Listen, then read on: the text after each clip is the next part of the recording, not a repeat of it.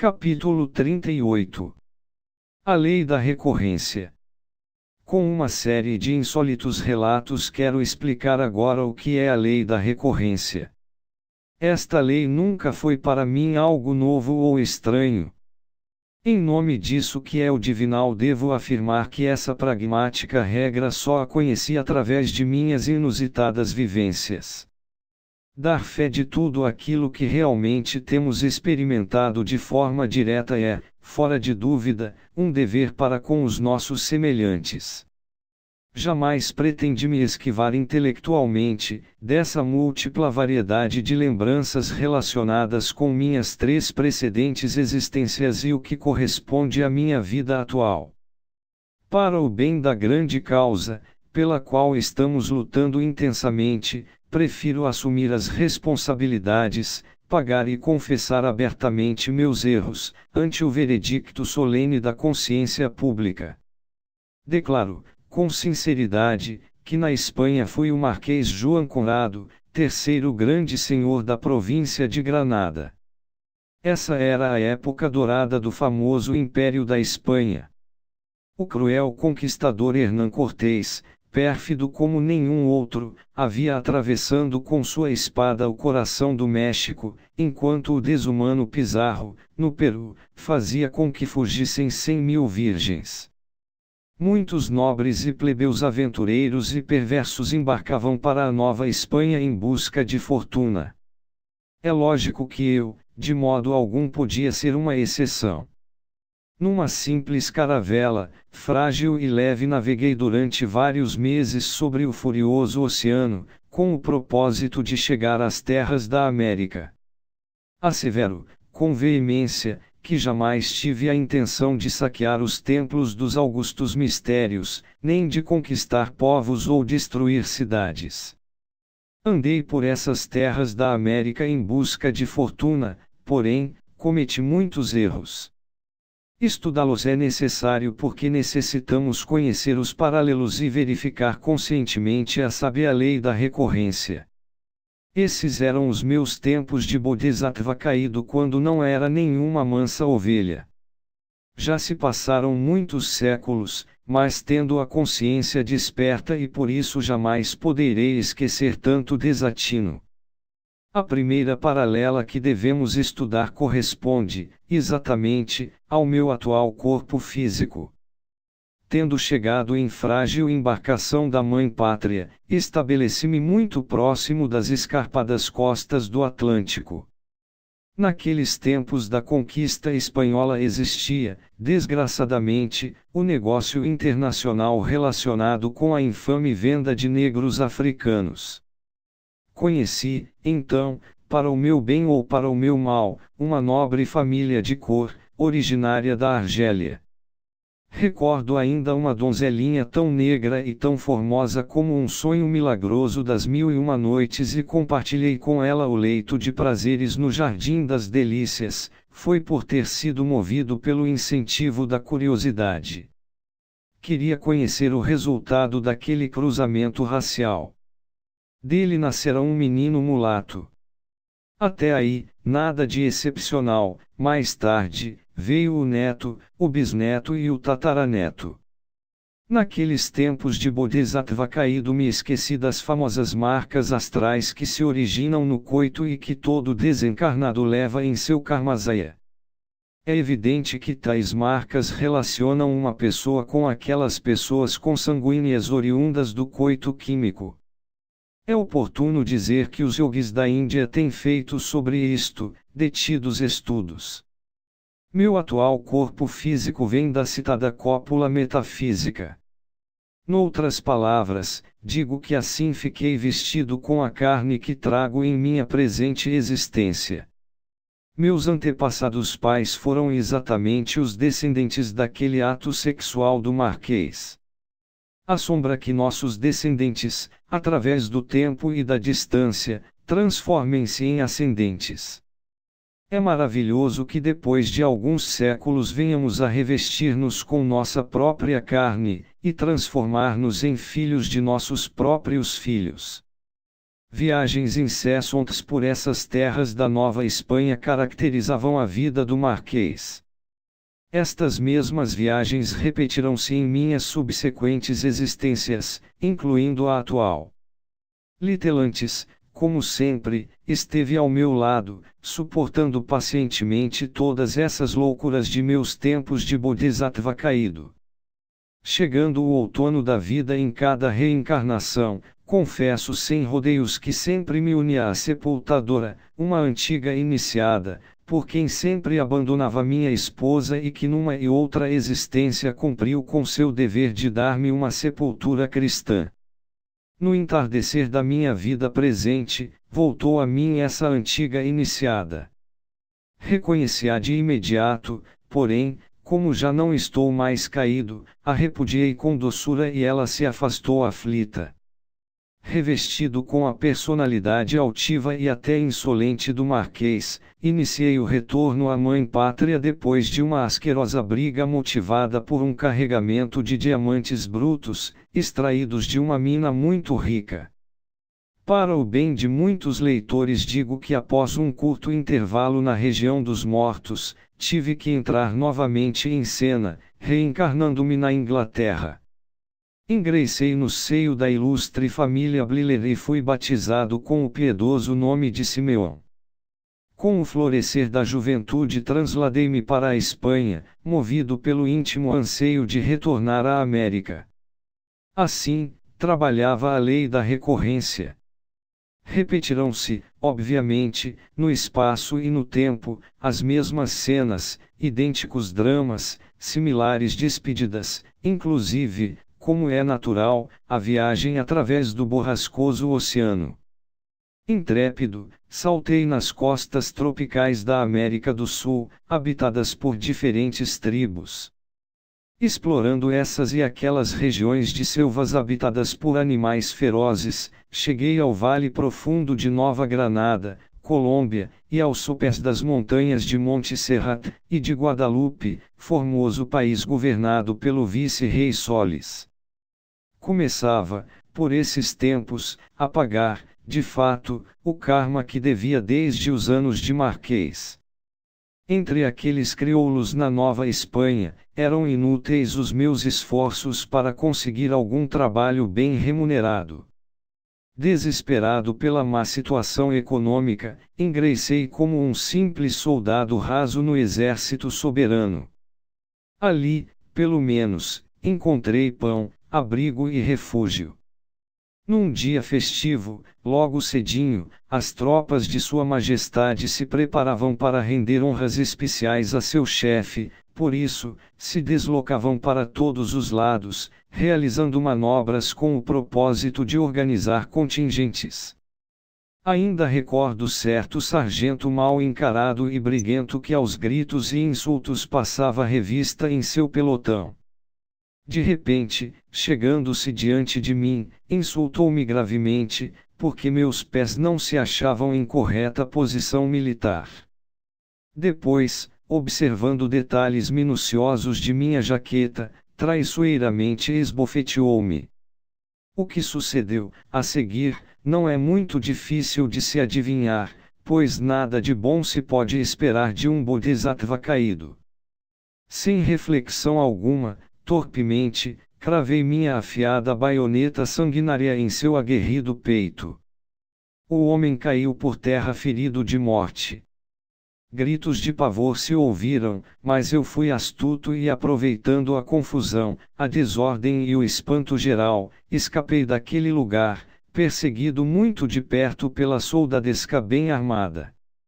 Andei por muitos caminhos rumo às escarpadas costas do Oceano Atlântico. Era procurado por todos os lugares. Consequentemente, evitava passar pelas alfândegas dando muitos rodeios através das selvas. Nos caminhos carroçáveis, que eram bem poucos naqueles tempos, passavam ao meu lado algumas carruagens arrastadas por parelhas de briolços corcéis. Viajavam em tais veículos pessoas que não tinham o meu karma, indivíduos abastados. Um certo dia, à beira do caminho, próximo de uma aldeia, achei uma casinha muito humilde e nela penetrei com a intenção de tomar uma bebida, pois queria me reanimar um pouco. Fiquei atônito, assombrado, ao descobrir que a dona daquela venda era Litelantis. Oh, eu a havia amado tanto e agora a encontrava casada e mãe de vários filhos. Que reclamações poderia fazer? Paguei a conta e afastei-me com o coração partido. Continuava a marcha pelo caminho quando com algum temor pude verificar que alguém vinha ao meu encalço. Era o filho daquela senhora, uma espécie de alcaide rural.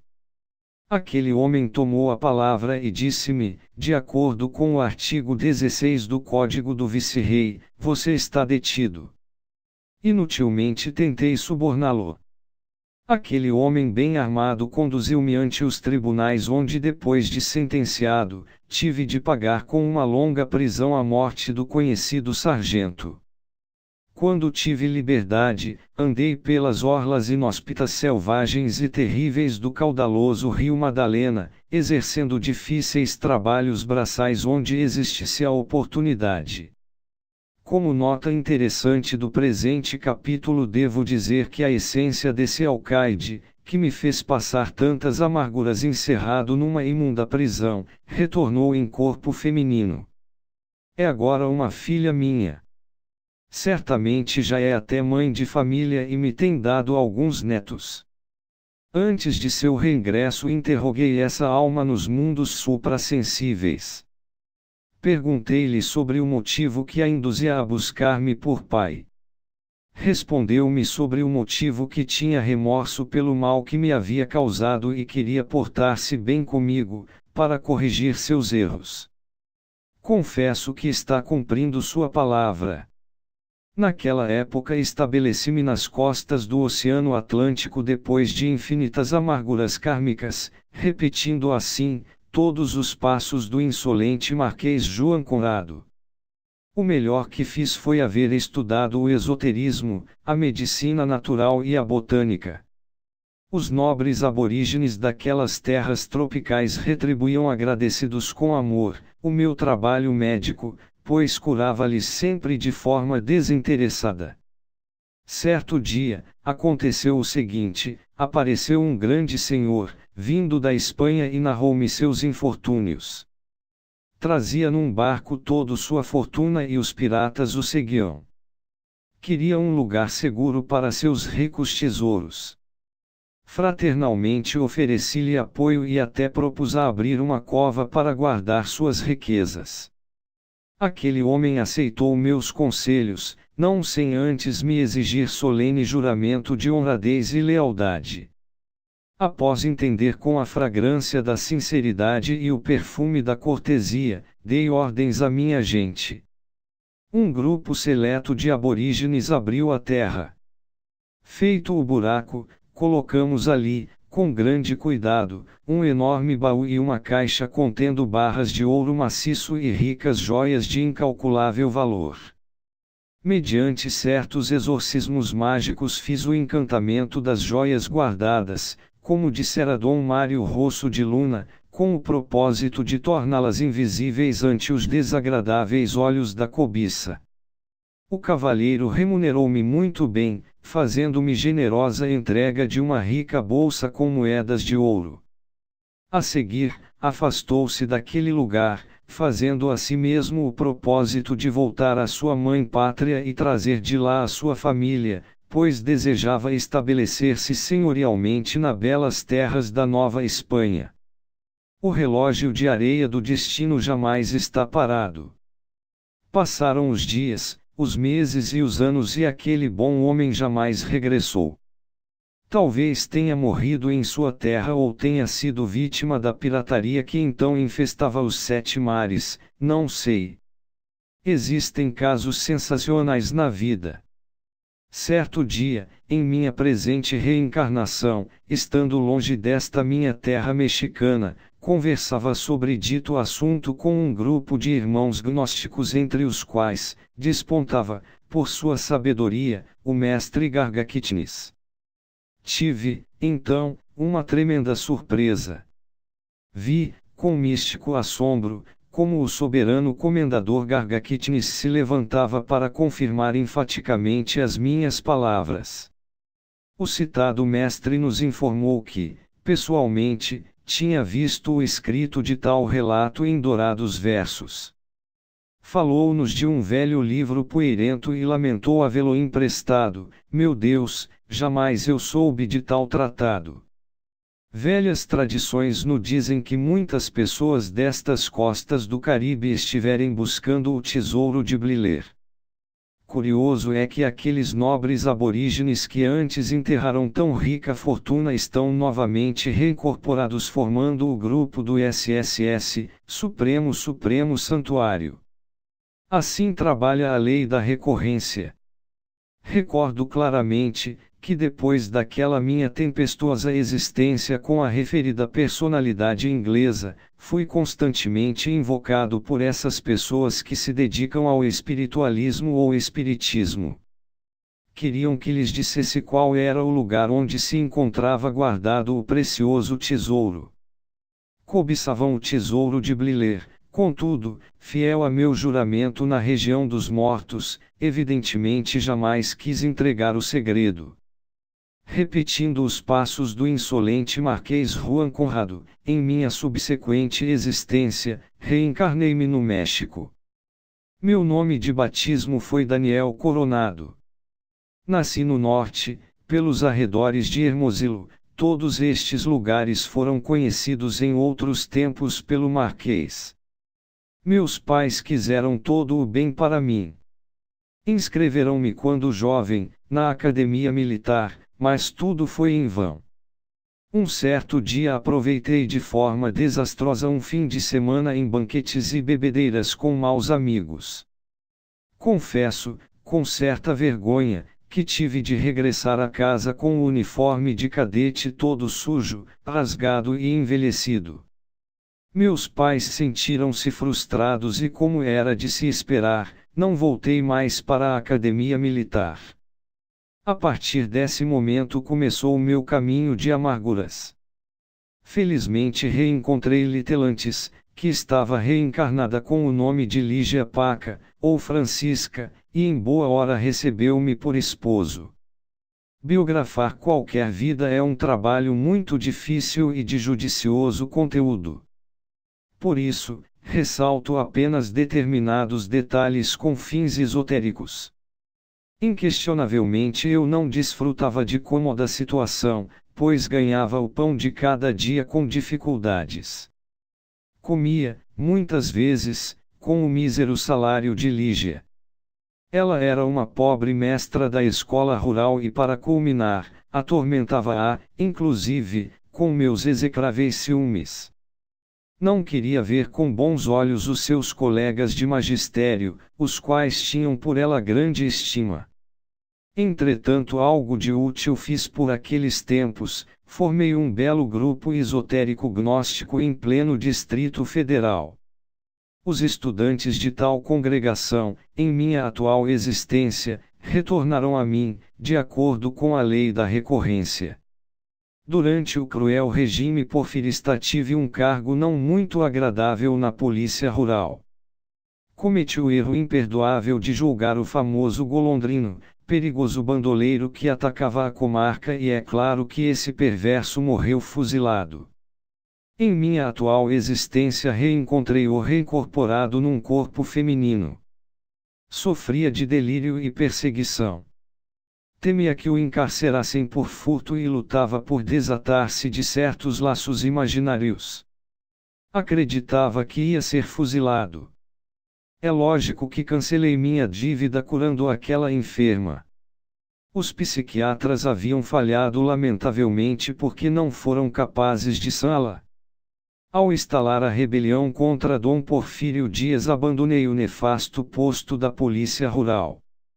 Reuni-me com humildes trabalhadores de pá e picareta, pobres peões explorados por fazendeiros, e organizei um batalhão. Era de fato admirável aquele valoroso punhado de gente simples armada apenas com facões, pois ninguém tinha dinheiro para comprar armas de fogo. Felizmente o general Francisco Villa nos recebeu na divisão do Norte. Ali deram-nos cavalos e fuzis. Não há dúvida que naqueles anos de tirania lutamos por uma grande causa. O povo mexicano gemia sob as botas da ditadura. Digo, em nome da verdade, que minha personalidade como Daniel Coronado foi um fracasso. A única coisa pela qual valeu a pena viver foi o grupo esotérico no Distrito Federal e o meu sacrifício na Revolução. A meus companheiros de rebelião digo-lhes, abandonei as fileiras quando adoeci gravemente. Nos últimos dias dessa vida tormentosa andei descalço pelas ruas do Distrito Federal, com as roupas em trapos, faminto, velho, doente e mendigando. Confesso, com profundo pesar, que vim a falecer num casebre imundo. Recordo aquele instante em que o médico sentado numa cadeira, depois de me examinar exclamou, movendo a cabeça, este caso está perdido, e logo se retirou. O que aconteceu a seguir foi terrível. Senti um frio espantoso como o gelo da morte. A meus ouvidos chegam gritos de desespero. São Pedro, São Paulo ajuda-ó! Assim exclamava aquela mulher a qual chamo de a sepultadora. Estranhas mãos esqueléticas agarraram-me pela cintura e tiraram-me do corpo físico. Era o anjo da morte que intervinha resolutamente e cortava com sua foice o cordão de prata. A seguir, abençoou-me e afastou-se. Bendita morte, quanto tempo te aguardava! Finalmente chegastes em meu auxílio, pois bastante amarga era a minha existência. Feliz repousei nos mundos superiores, depois de inúmeras amarguras. A dor humana dos mortais também tem um limite, além da qual reina a paz. Infelizmente não durou muito tempo aquele repouso no seio profundo da eternidade. Um dia qualquer, não importa qual, muito tranquilo veio a mim um dos brilhantes senhores da lei, tomou a palavra e disse: Mestre Samael, Aumver, tudo já está preparado. Siga-me. Eu respondi de imediato: Sim, venerável mestre, eu o seguirei. Andamos então juntos por diversos lugares. Finalmente penetramos numa casa senhorial. Atravessamos um pátio, depois uma sala e logo entramos no quarto da matrona. Ouvimos que se queixava de dores do parto. Esse foi o instante místico em que vi, com assombro, o cordão de prata de minha existência atual, conectado psiquicamente ao infante que estava para nascer. Momentos depois, aquela criatura inala com avidez o prana da vida. Senti-me atraído para o interior daquele pequeno organismo e logo chorei com todas as forças de minha alma. Vi ao meu redor algumas pessoas que sorriam para mim.